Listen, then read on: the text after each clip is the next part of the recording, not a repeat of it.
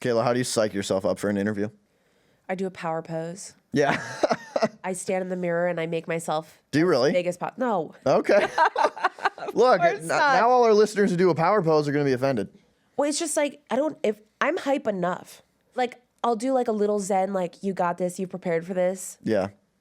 And now relax and please, for the love of God, don't overshare in an interview. That's what I psych myself up. They're like, what's your don't tell him about your life. They're like, what's your biggest strength? Well, when my dad died.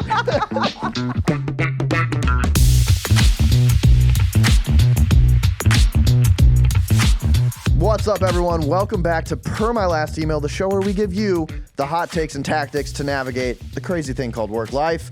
My name is Kyle Hagee. I'm one of the co-hosts. And I'm Kaila Lopez, not a co-host. You've been promoted. You're actually host. I'm host. You're senior host. You're sub-co-host. And I'm associate co-host. Perfect. Kayla's in charge here. Yep. And we have a great episode today. We really do. I'm very excited about it. All about interview tactics, interview tips, how to nail the interview process as both an interviewee and an interviewer. What's more fun than talking about interviews, Kayla? I think pretty much anything, actually. We've made it fun. That's what we do on Per My Last Email. It's so true. But I do think we should address something important first. Okay, what is that? Are interviews even good, actually? I think the interview process is fundamentally broken. Okay. Anyone that has gone through it as an interviewee, like you get ghosted, you feel like their questions aren't good, you're not clear on did you do well or not. It seems very broken to everyone I talk to. And on the interviewer side, I feel like oftentimes you don't have clarity on what the role actually is. You maybe don't have a rubric where you're actually evaluating people objectively. And so everything just feels off about the interview process, the hiring process to everyone I talk to. What's your take? Yeah, I actually fundamentally agree. Yeah. But my response is like, can you come up with anything better? You know? Yeah, that's where I'm like, good points. Yeah, like there's nothing else that's not like prohibitively expensive, invasive, time intensive. Yeah. Like there's those stupid, whatever they are. They're stupid like behavioral like survey things that you're supposed to take these tests that are like getting into the mind and you like there's AI algorithms and it's telling, you're an INFP. You'll be perfect You'll for be this role. perfect for this role where you have to like speak into the camera or whatever, like talking about what you think about, I don't know, lions. I've actually never taken one of these. Clearly, I have no idea what they're Clearly, actually Kayla's making things up. But it seems like so weird and not like a good way to do anything besides just a classic two people talking. Yeah, I think your point about the best methods are probably prohibitively expensive, or you come on as a consultant or a contractor for a while so they can actually assess you, but sometimes that's not possible. Yeah. And you're just dealing with humans. You're not dealing with a lot of information, so you have to use heuristics a lot of the time. It is a proxy for assessing someone's capabilities. I just don't think we're good at it. That just might be a fundamental problem with assessing humans in a limited time frame. Yeah. I also think that interviews just test for how good you are at interviews. Yes. As they currently stand. Yeah. And I want to get into that because I know we've ripped on interviews, but I do think there are a lot of things we can do to make them better on both sides. Let's get into that. First, let's set the scene with some stats because there are some super interesting stats about interviews. So let's start them. All of these stats are from Zippia. Don't know what Zippia does. Don't know if it's credible. But I'm going to read these stats anyway. Do your own research, folks. Okay, according to Zippia, 47% of HR professionals say people fail interviews because they don't have enough information about the company that they're interviewing for. I think that seems pretty accurate to me. Yeah, it seems kind of low, to be honest. And the underlying theme is like you have to do prep when you go into interviews to know about the company, about the team you're joining. 33% of interviewers decide if they're going to hire someone within the first 90 seconds. That's so messed up, y'all. If you want to talk about how interviews are broken. That's broken. You're making a judgment on someone who might work for your company for 4 years or more in 90 seconds. Like, also, then why are you making them talk to you for 30 minutes?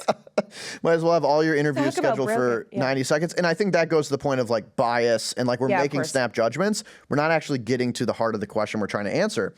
The average process for a single interview is 27.5 days from job application to landing the interview. And only 2 to 3% of job applicants actually get the first interview. So we've all been here. It can be really tough when you're going through that process. It's really easy to get down on yourself. It's tough out there, folks. And actually, I do think that it's important for us to discuss that, like, the last time that we got a new job was almost 4 years ago. Yeah. And I do genuinely, not to be like, things were easier in our time, but like, I genuinely believe that getting a new job has gotten harder in the last few years because like the barrier to entry has almost decreased a little bit. It's so easy to apply on LinkedIn. Right. There's AI now to like, ship stuff off. I think it's gotten a lot harder to stand out and it's gotten very overwhelming for the interviewers as well. Yeah. So I think that just adds an element that like we haven't actually had to deal with really. Yeah. So we shouldn't be giving any advice as well. No. So yeah, you can turn this off now. Don't listen to us. I've been interviewing to new jobs every week, so I'm still good. I'm just kidding. I think the point you bring up, one, it's now a much more global talent pool. Yep. So you are competing with a larger swath of people.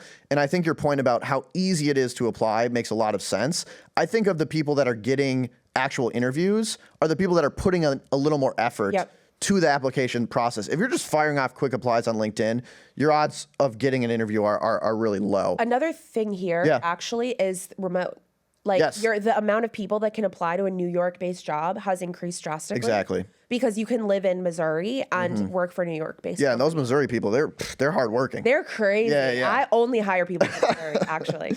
Another stat, according to Zippia, referrals lead to the best hires, according to 88% of businesses. Yeah. So again, another tactic is the more warm you can make your application. If you get to know people, if you know someone inside the company, that increases your chances. And then the last stat I have, which I think is crazy, 5% of recruiters and HR leaders believe that their job descriptions are an accurate reflection of what the job will be. You mean they don't believe? They don't. Only 5% believe they're accurate. So 95%. Correct. Think the job description does not do an accurate job of reflecting the entire scope of what that job will be. And I actually think that is true. I think a lot of job descriptions are, one, it's like random company culture that doesn't actually speak to the role. And then two, they're like, you need to be hardworking. You need to have 2 eyes. You need to have, it's like, this is not specific enough where it's hard to screen applicants based just on that. Okay, so let's pause. Let's change the entire subject of this episode. But no, I actually think we could have an entire episode on the JD specifically. Yeah. This is something that we spent a lot of time thinking about when we were in Morning Brew Learning as well. Yeah. But like that is messed up. 95% think it's not an accurate portrayal. Then that's the first thing you have to fix before an interview can even start to address the issues. So maybe we do that on another episode. Yeah. I think we'll talk about that briefly, but I think all of those stats paint a picture of it's really hard out there to land a job. And the process seems fundamentally broken on the company side as well. So that's why I'm super excited to get into this. Yeah, and I have a few interesting stats as well. Are they from Zippia too? No, this one is from actually an equally confusing source called resumetemplate.com. But I believe them because I'm shocked and I want to discuss Hashtag not an ad. Yeah. So apparently, as we've discussed, it's very hard out there to interview. Yeah. But have you ever brought a parent into an interview? Absolutely not. I mean, maybe for like my 4th grade class project or something. Yeah, no, I think that would be the worst thing I could possibly do in my life. Yeah. 1 in 4 Gen Zers, apparently. I don't believe this at all. I know, they surveyed 1,500 Gen Zs, and apparently 1 in 4 had brought a parent to an interview. Now, in the remote era, does that mean that they're sitting behind? You don't, they have a teleprompter. Like, they're like encouraging you or whatever, or like, I don't know, writing notes or something, maybe. But if I am interviewing somebody and their mom is in the room with us, I'm just going to don't even worry about it. At that point, I'm like, let me interview the mom. Maybe she's better for this role. Honestly. Yeah. Another stat from the same survey, 13% of these respondents had a parent do their HR screening call. A parent was talking. Answered their HR screening call. These are spicy stats, but I'm going to have to talk to the research department at resumetemplate.com. Because if that's true, don't do that. We can safely say that's a good tactic. It was a very buzzy, there was like news articles everywhere talking about this survey. I don't know. I mean, I've never seen it, but I also haven't been interviewing that much in the past year or so. Yeah. But if I did an HR screening call and an old woman picked up, I'd be like... And you were like, are you John, who's 22? Like, you just graduated. Tell me what it was like to work at UMich or whatever. Like, no. Well, we have one tactic for you all, which is don't bring your parents to the interview process. Please. That feels good. Let's bust into the meat of this conversation. We've identified that the interview process is broken. let's talk about some takes on how to fix it and our thoughts on this. And I want to set the scene first because this is like my most deeply held belief about the interview process. I think a lot of people think about every interview process as I need to get this job. If I don't get the job, I'm a failure. The goal is to get every single job. I don't think that should be the mindset you have going into an interview. I think the interview process on both sides is all about fit. It's like going on several first dates. Your goal of the first date is not to be like, I'm going to say whatever it takes to marry this person. Unless you're a sociopath, but fine. Yes, continue. yeah. This is a podcast for non-sociopaths. Your goal is to find fit. And you want to find that out as fast as possible. And if it doesn't work out, it doesn't make you a bad person. It doesn't make them a bad person. You've just identified this isn't going to work out based on our traits, based on our desires. So let's move on. That's what you want to do in the interview process. And I think that makes it like de-risk it. It kind of takes down the temperature. You don't feel so much pressure to get every job. You should go in with confidence, really understanding what is a good fit for me, what value can I bring to a company? What type of culture do I want to work in? And you, as well as the other side, are trying to find fit. And I found that to be super effective when I'm interviewing. And you can tell when people come to an interview with that mindset. I'm always very impressed by them. Yeah. I think that is a very like idealistic take. Okay. Because I think that assumes that everyone is doing the maximum amount of work. Like, I think when I, as an interviewer, there's a few like easy wins that I can check off. Like this person is not the right fit, which is have they like even prepared for this at all? So I think once you've gotten to the point where you're finding candidates that have done the basics, then I think approaching it is it's a good fit. But I also think that sometimes that first round of interviews is used as a screener. Like, does this person even portray the like traits that we want in. But that is a way to assess fit too, going back to this dating thing. If they're like 33 minutes late to the first date, they didn't text you, they show up in cargo shorts, like unless that's your vibe. No, I'm kidding. Shout out to cargo shorts. But like it is a way to assess fit, but I get your points. I think the other thing, and we touched on this with the stats, is the job description. I think those job descriptions, oftentimes the way that they're talking about the role is just so obvious. Like, of course you want someone that's hardworking. Oh, you want a clear communicator? Oh my gosh, like that's so helpful. Thank you for in marketing, in comms. Thank you for telling me. Shocking. I actually think a good tactic for employers on the JD is to write, like, get specific about what this role isn't. Like, who wouldn't be a good fit for this role? And if you can't answer that, I don't think you've dug deep enough about the type of person you're actually looking for. And in that case, how are you going to assess fit as well as the person getting interviewed? Yeah, and one of the tips that we had provided in one of our previous courses actually was that you want something to be like the medium range of specific. So narrow, this is exactly the type of person that's going to fit. 6'5", blue eyes, works in finance. You're gonna only get people that fit exactly that specificity, right? And, we can talk about the bias. Of course, you want to prepare the JD to make sure that, people feel included. Right. You're not getting a strong top of funnel for the job. But then if it's too vague, then everyone feels like they're relevant. You're going to get flooded with people that don't make sense for the job, but then they might be like impressive candidates or interesting. So you allow them into that process basically, and then you waste a ton of time.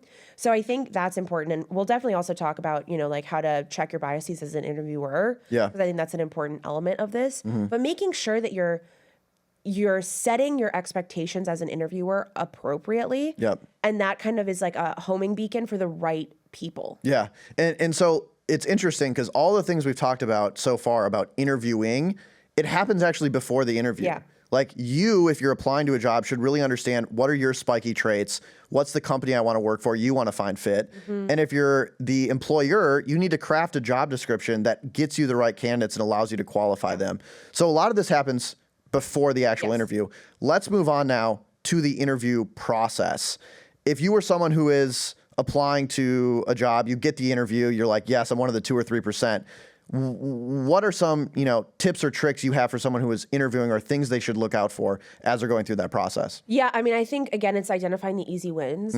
So you can knock out some serious research just with a few Google searches and trying to figure out, like, what do you want to get out of that interview if you're the interviewee? Yep. So researching the company, what do they do? Like, it sounds so basic, but it's actually very important. They're like, oh, Morning Brew, you're a coffee shop? You're not getting the job. Exactly. Yep. Who are the key players? And you don't have to like memorize, the board of directors or whatever, but who are the people that you're going to be potentially interviewing with? Who are their bosses? Like anything you can find from LinkedIn, like what type of messaging are they putting out there? What the role looks like? Actually read through the JD. Yep. Assume that they've done the work to, create the right homing beacon. They might not, and that's also a red flag for you. Exactly. The market, so what industry do they play in? Kind of do all this research and also figure out like company culture. Look at Glassdoor, figure out, is this aligned with kind of the culture that I'm looking for? That's an easy win. That can take 30 minutes of your time and you can reduce a ton of stress of actually being in there, realizing you don't know what the hell role you're interviewing for. Yep. It's like so easy. Another thing is to do an informational interview, which is like, talk to somebody maybe at the company or somebody that's would maybe be a peer, 15, 20 minutes, kind of get the vibes, understand from in their own words what they're looking for in that role and see if it's a good fit. Yeah. And the informational interview also, again, it's like pre the actual interview. And we talked about how it's so hard to get a job without having a warm lead, without being referred. And so like I would check your network too. Do you know someone who knows someone that works at the company that can put in a good word? Like the more you can do up front in prep, the easier the actual interview is going to be, and you're going to put yourself in a better position to nail it. I have two things about the actual interviews. One is candidates. If you are you have to have questions for the company. It blows my mind when I'm doing an interview and I'm like, any questions? And they're like, no. It to me just demonstrates that like you don't actually know what you're looking for, because you should have some qualifying questions for us. And I'm always so impressed when they're like, they have some questions about culture. They have some questions about the current business model. They have some questions about, okay, you said this in the JD. Could you illuminate what that actually means? Super impressive. And I think, again, it goes to the point of showing that you've done your research. On the interviewer's side, you got to have some sort of rubric to interview people. Yes. I have seen so many interviews where like you just ask some questions and then the interview ends and then you meet up with everyone and you're like, so what was the vibe like in there? Yeah, no, like what are we feeling? You don't actually have any sort of objective criteria to like stack rank candidates. And then you go a month, you've interviewed 12 people and you're like, I don't even remember what Bill was like. Yeah, like I remember feeling happy when we shut off the call, but I don't remember what they said. Another thing to think about is that an interview is a one step of a many step process. And that might also include other interviews. If you and your boss are both interviewing for a potential team member and you don't have that rubric, you're probably going to be asking very similar questions, which means that both of you are not going to get a full picture. Instead, I'm going to do a behavioral interview to see if this is somebody that I could work with closely as a peer, whereas my boss is going to do a more technical interview, seeing if they can, meet the needs of the role. And then, that way I can come in and say, I think I could work very well with this person because I asked X, Y, and Z questions and we hit X, Y, and Z elements of the rubric. And, you can still get behavioral elements when your boss is talking to them, but there's a different focus. And I think that's very, very important. I love that. And I think there's like a 2x2 chart, which is good at interviewing, bad at interviewing, would actually be good at the job and would actually be bad at the job. And interviews where they're good at interviewing and would be good at the job, those are pretty easy. Bad at interviewing and would be bad at the job, those are pretty easy. Your interview process should be focused on the other two quadrants, which are they're really good at interviewing, but they would not be good at the job. How do you suss that out? There are people that will crush an interview. They could get almost any job. You have to figure out if they're actually good. So is that projects they're doing? Is that checking references? Like you really want to be careful of hiring the person that's good at interviewing, bad at the job.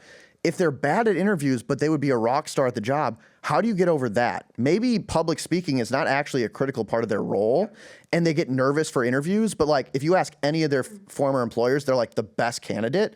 So I really think you need to have a process to focus on those two quadrants. Yeah, and I think something that applies to both the interviewer and the interviewee to figure that out Yeah. is outlining the core values that matter to you or to your team, depending on which side you're on, and then figuring out the metrics that would clue you in to either that person has those values or those skills or that knowledge, or I am either finding that in the company or I can deliver that to the company. Yep. So, for example, as an interviewer, one of those metrics could be, what skills do you need to see out of this person? If it's not public speaking, then, and they stumble over their words a little bit in an interview, Doesn't matter. it shouldn't even count in the, it should be, okay, they've discussed or they've shown somehow that maybe they're, extremely good at coding, I don't know, or like graphic design. And they might actually, that might be like a green flag where like they struggle a little with public speaking. They must be so good at the other stuff because a lot of people will just turn them away right away. Right. They might be actually like a superstar. Exactly. And then on the interviewee side, it's like, what questions can you ask to determine, does this company fit with the core values that are important to me? Yep. And also, what examples or stories can I highlight throughout the interview process to show that I'm aligned with the core values that are being expressed for that company? I love this take, and I think it's like every question should map to an answer or an objective you're trying to discover on both sides. And if you're just asking a question, you're like, not sure what I'm going to do with that information, not a good question. So be more thoughtful about what the focus of the questions are. And we'll be right back after this. Okay, back to the show. I have a few like quick hits on like maybe like buzzy interview terms that I'd like to like throw at you and get your take. Let's see. So the first is culture fit versus culture add. We hear this all the time in the interview process. How do you respond to that? Okay, so this is actually a really great thing, and we have interviewed Sally Krawcheck a while back, who talked about the difference between culture fit and culture add. And she's one of the most powerful people on Wall Street, the CEO of Ellevest. And so one of the things that she said that I really loved is culture fit basically is you're looking for confirmation that this person is like you. And so that really allows your biases to kind of take hold of the interview process. So instead of saying, is this person the right fit for the job? And would this person add to the team? It's, oh, did we go to the same school? Oh, were you in the same sorority as me? Oh, did you, go to an all-girls school just like I did? We have so much in common. Therefore, we would be a good fit. So I'm going to hire you, and you end up hiring people that look like you, that think like you, that act like you, and that creates and perpetuates biases, and it harms your team, it harms your company in the long run. Culture add is maybe we don't have the exact same background, we're not the exact same type of person, but the stuff that you bring to the table would actually create a fuller picture for the team. So, maybe we don't have anybody who grew up in, a situation that's different from us, and they are a little bit more edgy or spicy, and they can, come and give spiky takes that we may disagree with, but that would further the benefits of, our team. Yeah, I think spot on what you said. And I think the goal of, you're not interviewing someone in a vacuum, you're interviewing someone to come onto an existing team. And so one of the other prep things you should do is what skills are missing on our team. Your goal is to build a complementary team that's diverse, dynamic, and can drive business outcomes. And so, if you're hiring 5 point guards because you're a point guard and you like other point guards, your team's going to get smashed. You actually want different skill sets. But if you don't know what you're missing, you haven't done that work, you're not going to be able to hire to fill that gap. Another one is companies asking you to do projects to prove that you're good at the job. And I've seen some projects that are like, this is like 12 hours of work. Like they're intense projects. Like how should companies and people getting interviewed think about that? I think it's very useful.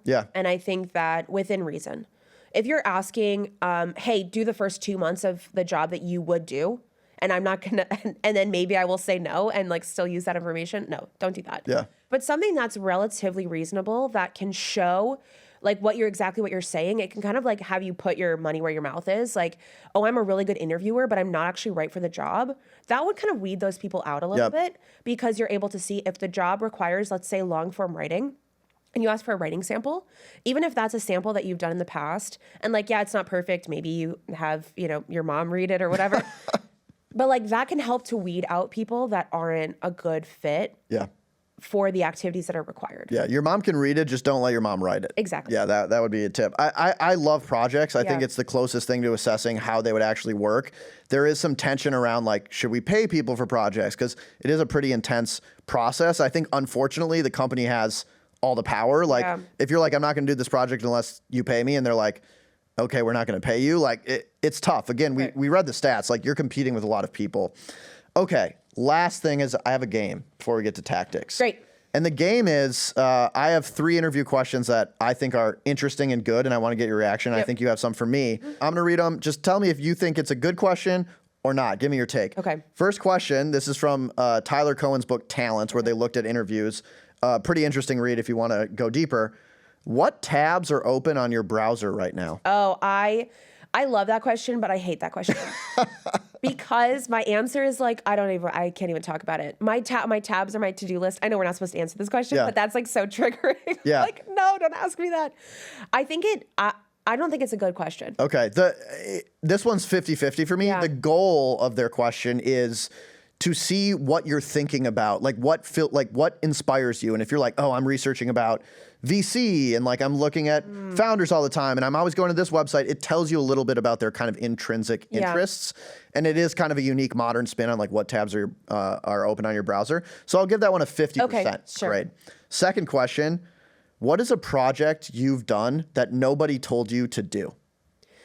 Interesting. I think that's a good question, but I think that's a good question for maybe like a mid-tier role. Okay. Where they have the potential to go up the ranks in like executives, where you want people to be doing initiatives on their own to be coming up with stuff. But if you're like brand new entry level, it's like, okay, probably you haven't had the opportunity or the time to do that. I made a volcano in 2nd grade. Yeah, it's like, so I think that can be very, very interesting if you're looking at the middle manager and above ranks. What do you think? Well, that was a question I love to ask. Okay. That's my favorite question because depending on the type of company, I think what that's trying to tease out is this entrepreneurial spirit. Yep. If you're hiring someone who's going to have to just figure stuff out on their own and like they understand the vision, but they're going to get there somehow, I think that's just like a great sign of like, oh, you've just like created a podcast randomly. No one told you to do it. You kind of have that dog in you, so to speak. Okay. Last question.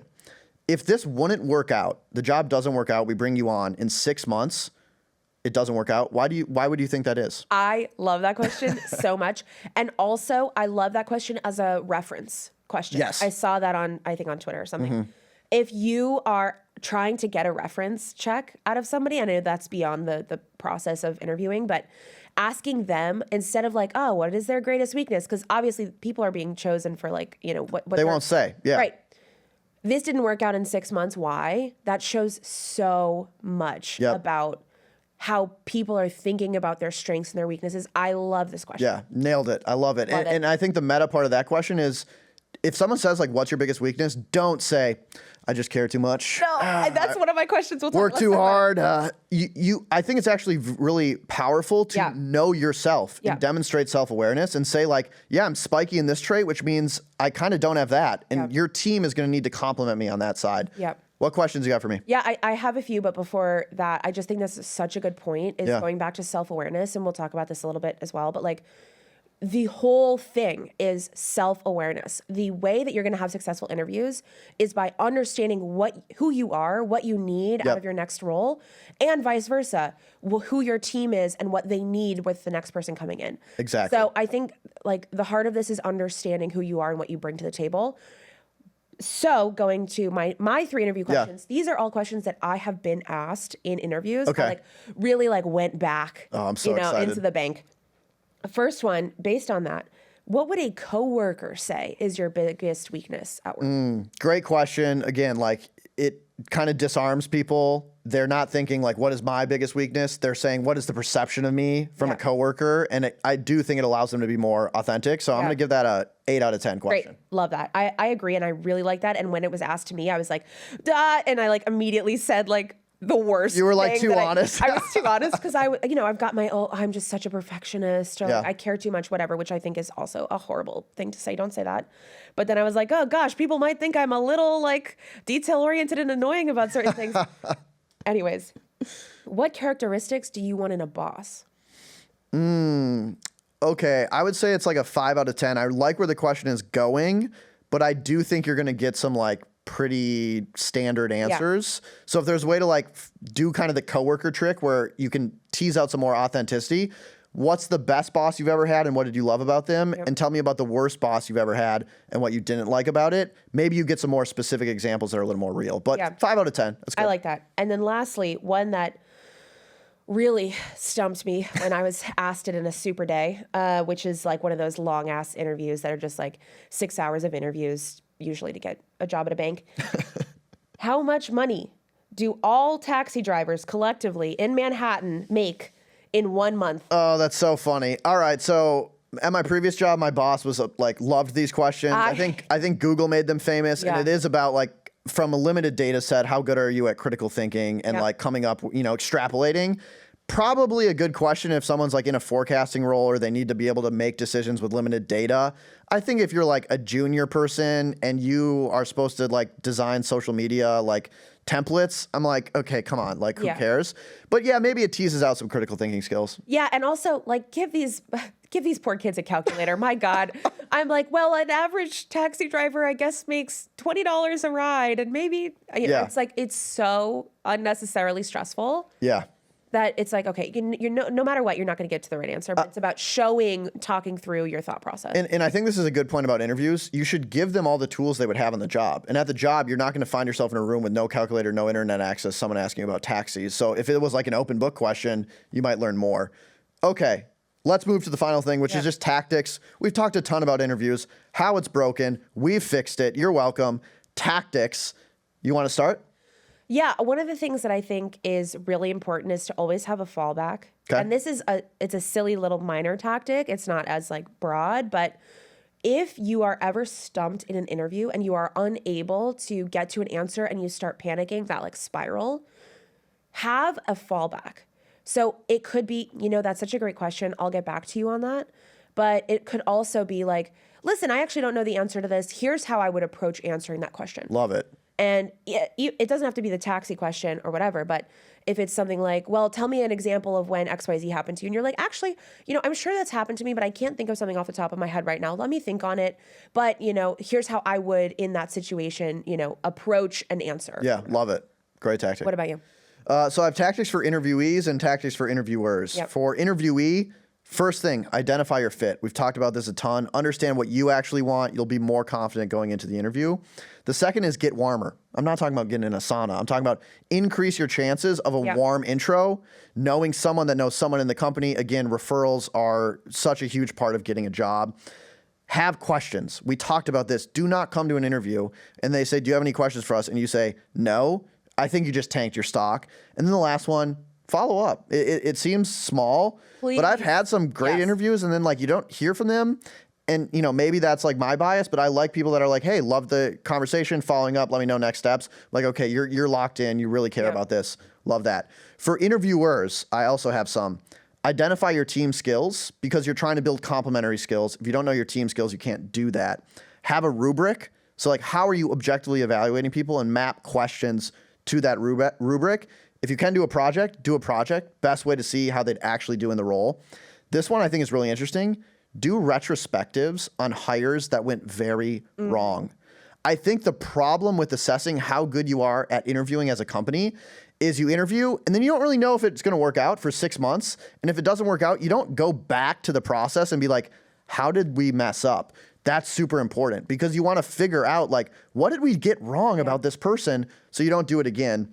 And then the last thing, and this expands the scope of the podcast, but it doesn't stop at the interview. Yeah. It doesn't stop at the hire. You could hire someone that's pretty solid, but you want to have a great onboarding experience. You want to have a great culture that allows many people to thrive within your organization. Because if you're relying on getting lucky and hiring the best person to solve all your problems, you're going to be out of luck. Yeah, I really like that. And one other tip that I have for interviewees is do the prep work. Obviously, that's for both of you, right? Like, do the prep work, understand what you're going into. You'll feel more prepared, you'll feel more confident, and then you'll have less stress about the actual interview process. But no matter what, prep your story. Have a career thesis. Understand the value that you bring to the role, the company, the team, and figure out how to play to your strengths to effectively discuss that career thesis or those benefits of you joining the team. If you're not a strong public speaker, if you get nervous around interviews, that doesn't mean that you're going to be screwed, basically. Yeah. If you are stronger in writing, I have had an example where somebody feels less confident in discussions. She afterwards wrote up a summary and of some things that she wished she had said. Love it. Called it staircase wit, which I love. Like when you're going down the staircase after a conversation, you think about what you wanted to say later. Yeah, you're in the shower and you're like, oh, I could have, I should have had that. Play to your strengths. Yeah. And if your strengths are not interviews, that's okay. It's not, hope is not lost. Yeah. But figure out how to appropriately show your skills and your strengths in that process. I love it. I think that's a perfect way to wrap up. And I have some news for you, Kaila. This actually was an interview, and you nailed it. And you're gonna keep the co-hosting position. So exciting. Should we roll the credits? Let's do it. Our producer is Michaela Hack. Our technical director is Uchenna Wogu. Ryan Aspel is our VP of Go-to-Market. And our chief content officer is Devin Emery. This show is a production of Morning Brew. Thanks for listening, and we'll see you next week. Later, y'all.